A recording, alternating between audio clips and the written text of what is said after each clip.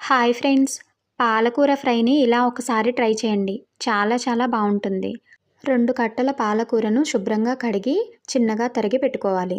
Stove మీద pan పెట్టి 1 spoon పచ్చెనపప్పు, 1 spoon మినపప్పు, 1 స్పూన్ ధనియాలు, హాఫ్ స్పూన్ జీలకర్ర వేసుకుని దోరగా ఫ్రై చేసుకోవాలి.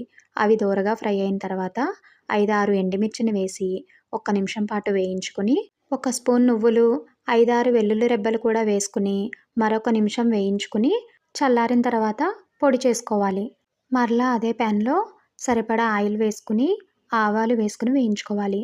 తర్వాత ఉల్లిపాయ ముక్కలు, పచ్చిమిర్చి ముక్కలు కూడా వేసుకుని వేయించుకుని తరిగిన పాలకూరను కూడా వేసుకుని కలుపుకుంటూ 2 నిమిషాలు వేయించుకోవాలి. తర్వాత దానిలో హాఫ్ స్పూన్ పసుపు, తగినంత సాల్ట్ వేసుకుని కలుపుకుంటూ పాలకూరలో ఉన్న నీరంతా ఎగిరిపోయి దగ్గరకు అయ్యేంత వరకు వేయించుకోవాలి.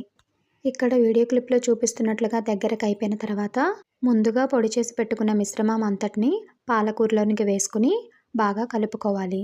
ఆ పొడి ఫ్లేవర్స్ అన్నీ పాలకూరకు బాగా పట్టేలాగా 2 నిమిషాలు వేయించుకోవాలి. అలా వేయించుకుంటున్నప్పుడే ఉప్పు కారం చెక్ చేసుకుని సరిచేసుకుంటే సరిపోతుంది. అంతేనండి, ఎంతో రుచిగా ఉండే పాలకూర ఫ్రై ఇలా ఒకసారి ట్రై చేయండి. చాలా చాలా బాగుంటుంది. వీడియో నచ్చితే చిన్న లైక్ ఇచ్చి ఫ్యామిలీ అండ్ ఫ్రెండ్స్కి షేర్ చేయండి. అలాగే కొత్తగా చూస్తున్న వారైతే సబ్స్క్రైబ్ చేసుకోండి. Thank you.